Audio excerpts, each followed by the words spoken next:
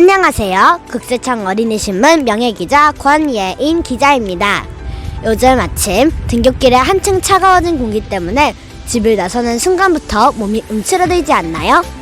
이렇게 추운 날씨에는 따뜻하고 포근한 우리의 집이 주는 소중함을 새삼스레 깨닫게 되죠.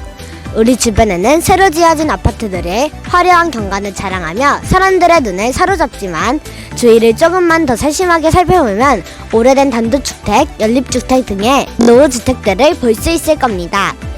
노후주택 대부분은 시설이 노후화되어 거주자들이 겪는 불편이 꽤 많은데요. 요즘처럼 추워진 날씨에는 단열 기능이 떨어지다 보니 난방 효과가 낮아져 집 안에서도 추위를 느끼기도 하고 매년 여름 폭우에 반복되는 침수 피해를 겪을 위험성도 훨씬 높아지게 되죠. 이러한 노후주택 주민들의 생활환경 개선을 위해 수원시에서는 수원도시재단을 중심으로 주거 취약 계층을 대상으로 하는 노후주택 집수리 사업을 진행하고 있다고 합니다. 수원시 내 주택들의 평균 연한은 32년으로 단독주택 가운데 20년 이상 된 주택은 77%이고 연립주택이나 다세대 주택 중 20년 이상인 곳은 63%나 달한다고 합니다. 이렇듯 연립이나 단독주택이 모여있는 저층 주거지 밀접 지역의 노후 정도가 다른 주거지보다 더욱 심각한 것이 현실입니다. 쾌적한 주거 환경에서 생활하고 싶은 바람은 누구나 마찬가지일 텐데요. 시민들의 안전하고 편안한 생활을 제공하고자 수원시에서는 저층 주거지 지원 사업을 시작하게 되었다고 합니다. 지원 대상 지역은 2023년 우선 사업 추진 예정 지역, 도시재생 활성화 지역, 관리형 주거환경 개선구역, 정비 해제구역 내 포함되는 지역이라고 하고요. 대상 주택은 사용 승인일이 20년 이상 경과한 단독주택 및 다세대, 연립주택 등의 공동주택이라고 합니다. 총 공사비의 90% 이내에서 지원된다고 하고 단독주택의 경우 최대 지원 금액이 1,200만원, 공동주택의 경우는 개별 세대별 500만원이며 공용 부분의 지원 금액은 세대수에 따라 달라진다고 하네요.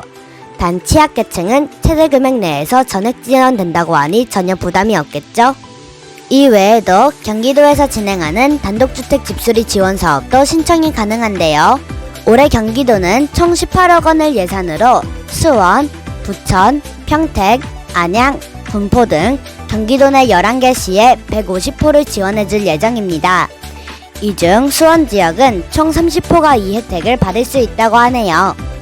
해당 사업의 지원 대상 지역은 재정비 촉진지구 해제지구 또는 해제구역이거나 도시재생법에 따른 쇠퇴지역이라고 하고 기초생활수급자, 차성위 계층, 한부모 가정 등의 주거 취약계층과 반지하 단독주택 소유자를 1순위로 선정한다고 합니다.